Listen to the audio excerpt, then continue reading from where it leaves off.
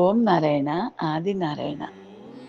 భగవాన్ శ్రీ శ్రీ శ్రీ గొలగముడి వెంకయ్య స్వామి తండ్రి మహారాజుకి జై.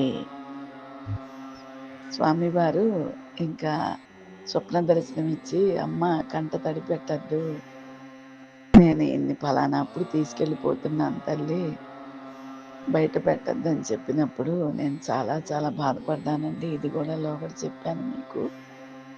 తర్వాత ఒక విచిత్రం జరిగిందండి. అది స్వామివారు స్వప్న దర్శనం ఇచ్చి నాకు ఈయన ఉండగానేనండి, ఆయన బ్లాక్ టీ పెట్టారండి. కట్టెల పొయ్యి లాంటిది, ఒక కుండ లాంటిది దాని మీద పెట్టడము, ఆయన దాంట్లో అదేదో కాచి ఇద్దరికి చెరొక గ్లాసునండి. స్వామివారు ఈయనకొకటి నాకొకటి గ్లాసులు, చిన్న మనం టీ తాగే గ్లాస్ అంత ఉంటుంది. స్వామివారే స్వయంగా పెట్టి ఈయనకి నాకు ఇచ్చారండి అప్పుడు స్వప్నంలో. తర్వాత ఈయన స్వామివారు చెప్పిన టైంకే చనిపోవటం ఇవన్నీ జరిగినాయి.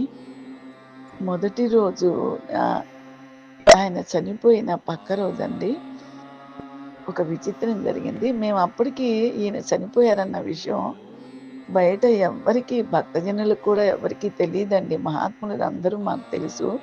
వెంకటేశ్వర తండ్రి ఏంటి, గొలగమూడేంటి, నర్సీపట్నం బాబు గారు కానివ్వండి, గుంటూరులో పట్నం బజార్ బాబా వారని ఉండేవారండి.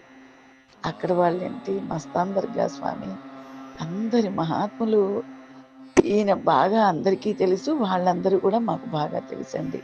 ఎప్పుడూ వెళ్తూనే ఉండేవాళ్ళం సద్గురువుల దగ్గరికి, పిఠాపురము ఇవన్నీ. అప్పుడు మొదటి రోజు అయిపోయిందండి. రెండో రోజున మాకు ఒక ఫోన్ వచ్చిందండి నాకు. ఆ ఫోన్లో అమ్మా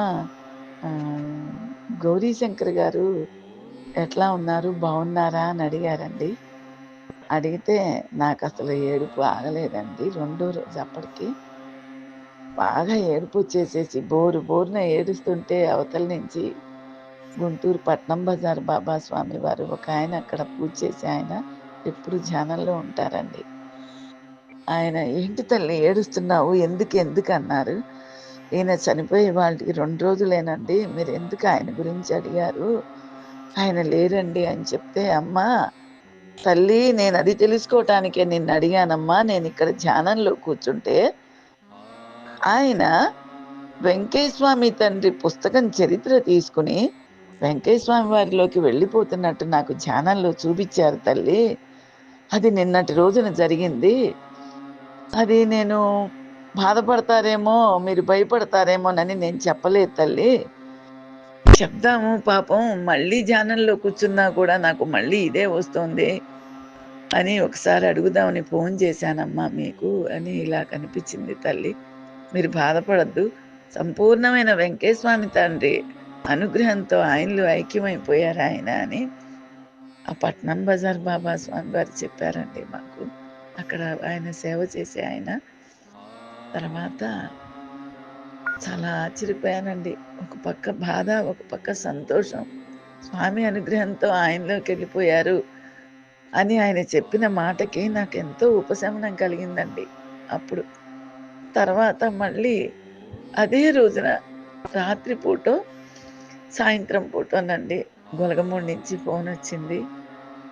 అక్కడ నిలబడి నమస్కారం చేసుకుంటుంటే ఒక ఆయనకి, అమ్మ మీ వారు ఎలా ఉన్నారు, బాగున్నారా ఏంటి అని ఈ పట్నం బజార్ బాబా ఆయన దగ్గర లాగానే పలకరించారు.